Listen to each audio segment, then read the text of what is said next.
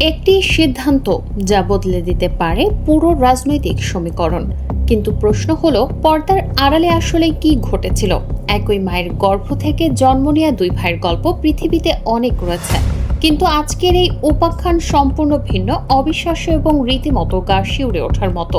এটি এমন এক করুণ বাস্তবতার দলিল যা শুনলে মানুষের লোভ এবং স্বার্থপরতার চরম রূপটি উন্মোচিত হয়ে পড়ে চোখের সামনে। একই রক্ত, একই পরিবার, অথচ নিয়তির কি নিষ্ঠুর পরিহাস। একজন নিজের বুক পেতে দিয়ে সম্পূর্ণ নিঃস্বার্থভাবে দেশের জন্য নিজের অমূল্য জীবনকে বিলিয়ে দিয়েছেন। তিনি হয়ে উঠেছেন কোটি মানুষের আবেগের প্রতীক, একটি নতুন ইতিহাসের মহানায়ক। আর ঠিক তার উল্টো পিঠে তার আপন বড় ভাই সেই চরম আত্মত্যাগকে পুঁজি করে ভাইয়ের তাজা রক্তকে সিঁড়ি বানিয়ে নিজের আখের গোছাতে ব্যস্ত হয়ে পড়েছেন। শহীদ ওসমান হাদি এবং তার আপন বড় ভাই ওমর শরীফ হাদি, এই দুটি নামকে কেন্দ্র করেই আবর্তিত হচ্ছে আজকের এই অন্ধকার অধ্যায়। ছোট ভাই ওসমান হাদি যখন দেশের জন্য নিজের জীবন উৎসর্গ করে চিরবিদায় নিলেন, তখন বড় ভাই ওমর হাদি সেই জাতীয় আবেগকে খুব চতুরতার সাথে ব্যবহার করলেন। সরকারের কাছ থেকে বাগিয়ে নিলেন বিদেশের মাটিতে এক বিশাল ও লোভনীয় কূটনৈতিক পথ। কিন্তু এখানেই কি গল্পের শেষ? একদমই নয়, বরং সম্প্রতি ঘটে যাওয়া একটি আন্তর্জাতিক রাজনৈতিক বিস্ফোরণ এবং তার পরপরই ওমর হাদির অদ্ভুত রহস্যময় আচরণ পুরো অঞ্চলের সামনে এক ভয়ঙ্কর সত্য উন্মোচন করেছে। আজ আমরা অনুসন্ধান করব কিভাবে নিজের ভাইয়ের আত্মত্যাগকে বাজারে বিক্রি করে একজন মানুষ পুরো দস্তুর ব্যবসায়ী হয়ে উঠতে পারেন। পুরো ঘটনাটির আসল মোড় ঘুরে গেছে একেবারে সাম্প্রতিক সময়ে ভারতের পশ্চিমবঙ্গের রাজনৈতিক মঞ্চ থেকে। পশ্চিমবঙ্গের বর্তমান বিরোধী দলীয় নেতা এবং সাবেক মুখ্যমন্ত্রী মমতা ব্যানার্জি হঠাৎ করেই এক জনসভায় বিশাল একটি বোমা ফাটিয়েছেন। রাজনৈতিক সচেতন ব্যক্তিরা নিশ্চয়ই জানেন, ওসমান হাদিকে যারা চিরতরে শেষ করে দিয়েছিল, সেই অপরাধীরা একসময় এই পশ্চিমবঙ্গের মাটিতেই ধরা পড়েছিল। মমতা ব্যানার্জি তখন সেখানকার মুখ্যমন্ত্রী পদে আসীন ছিলেন। ফলে রাজ্যের প্রশাসনিক এবং গোয়েন্দা প্রধান হিসেবে তিনি খুব ভালো করেই জানতেন যে ওসমান হাদিকে দুনিয়া থেকে আসলে কারা কোন অদৃশ্য সুতো টানে সরিয়ে দিয়েছিল। সম্প্রতি ভারতের কেন্দ্রীয় সরকারের সাথে চরম রাজনৈতিক দ্বন্দ্বের জেরে মমতা ব্যানার্জির প্রকাশ্যে এক ভয়ঙ্কর হুমকি দিয়েছেন। তিনি বলেছেন তিনি এবার ওসমান হাদিকে শেষ করে দেবার পেছনের আসল মাস্টারমাইন্ডের নাম জনসমক্ষে ফাঁস করে দেবেন। এই একটি মাত্র হুমকিতেই পুরো বাংলাদেশ এবং ভারতের রাজনৈতিক অঙ্গনে এক বিশাল ভূকম্পনের সৃষ্টি হচ্ছে। পর্দার আড়ালে থাকা কুশীল বদের কপালে চিন্তার ভাঁজ পড়েছে। সবাই যখন রুদ্ধশ্বাসে অপেক্ষা করছে আসল সত্যটি জানার জন্য, ঠিক তখনই এক অদ্ভুত এবং চরম সন্দেহজনক খেলায় মেতে উঠলেন হাদির বড় ভাই ওমর হাদি। মমতা ব্যানার্জির এই বিস্ফোরক মন্তব্যের পর সাধারণ মানুষের স্বাভাবিক প্রত্যাশা ছিল ওমর হাদি হয়তো এবার আসল আন্তর্জাতিক অপরাধীদের মুখোশ উন্মোচন এবং বিচারের দাবিতে সোচ্চার হবেন। কিন্তু তিনি করলেন ঠিক তার উল্টো কাজটি। আন্তর্জাতিক মাস্টারমাইন্ডের দিক থেকে দেশের মানুষের চোখ ও মনোযোগ অন্যদিকে ঘুরিয়ে দেবার জন্য তিনি সামাজিক যোগাযোগ মাধ্যমে এক চরম নোংরা ও বিভ্রান্তিকর খেলায় মেতে উঠলেন। মমতা ব্যানার্জির বক্তব্যের রেশ কাটতে না কাটতেই মাত্র 3 ঘন্টার ব্যবধানে তিনি দুটি সম্পূর্ণ ভিন্ন এবং পরস্পর বিরোধী পোস্ট ছড়িয়ে বসেন।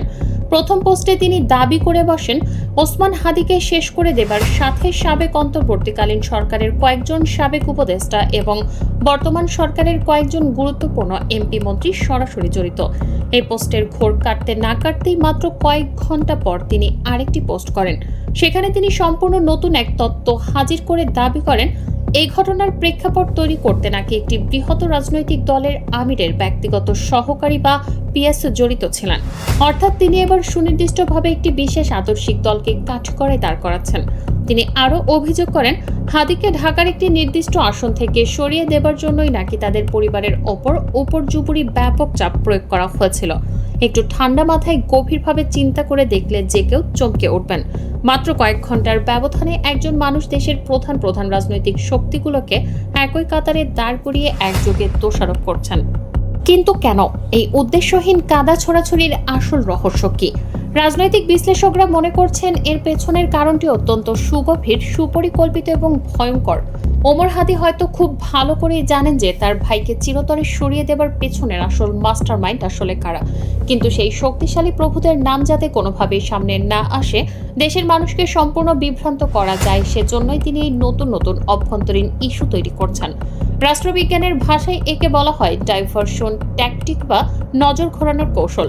তিনি দেশের ভেতরে রাজনৈতিক দলগুলোর মাঝে কাদা ছোড়াছুড়ি লাগিয়ে দিয়ে আসল আন্তর্জাতিক অপরাধীদের আড়াল করার এক জঘন্য মিশনে নেমেছেন বলেই এখন চারদিকে জোরালো সন্দেহ তৈরি হয়। অনেকেই প্রশ্ন করতে পারেন, ওমর হাদি কেন নিজের শহীদ ভাইয়ের সাথে এমন বিশ্বাসঘাতকতা করছেন? এর উত্তর লুকিয়ে আছে তার বর্তমান বিলাসবহুল জীবনের রাজকীয় বাস্তবতার মাঝেই।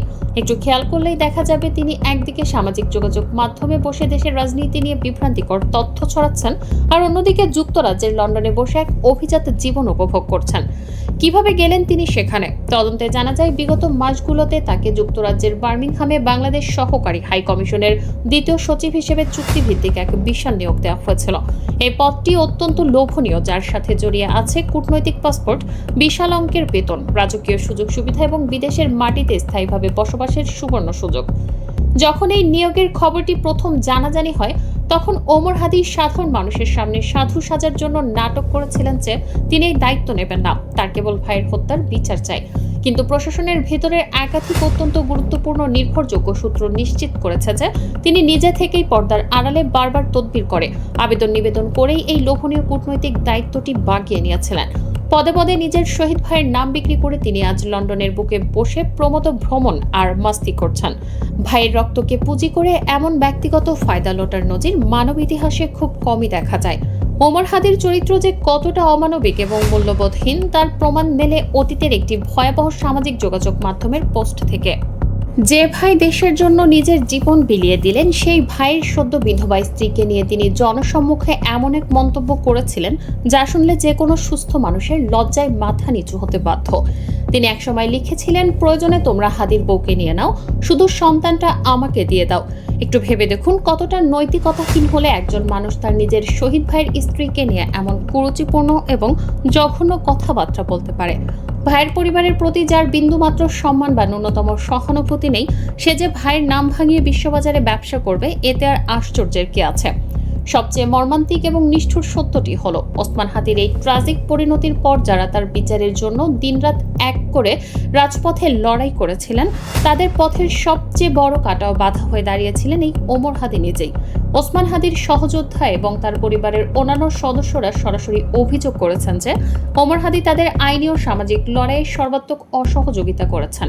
তিনি কখনোই চাননি যে সঠিক বিচার প্রক্রিয়াটি দ্রুত এগিয়ে যাক এবং আসল অপরাধীরা চিহ্নিত হোক, কারণ তার মূল লক্ষ্যই ছিল এই আবেগের ইস্যুটিকে চিরকাল ঝুলিয়ে রাখা, এটিকে ব্ল্যাকমেল করার হাতিয়ার হিসেবে ব্যবহার করে নিজের জীবনের সর্বোচ্চ লাভ বা ব্যক্তিগত ফায়দা আদায় করে নেওয়া। যারা ওমর হাদিকে খুব কাছ থেকে চেনেন তারা আজ চরম আক্ষেপ আর ক্ষোভ প্রকাশ করছেন।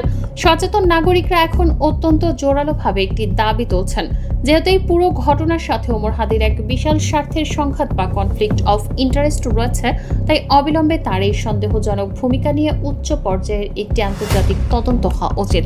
তিনি কেন বারবার তদন্তের মোড় ঘোরানোর চেষ্টা করছিলেন? বিদেশের মাস্টারমাইন্ডদের বাঁচাতে তিনি কার কাছ থেকে কি ধরনের গোপন সুবিধা বা এজেন্ডা নিয়েছেন? এসব প্রশ্নের উত্তর দেশের মানুষের জানা অত্যন্ত জরুরি।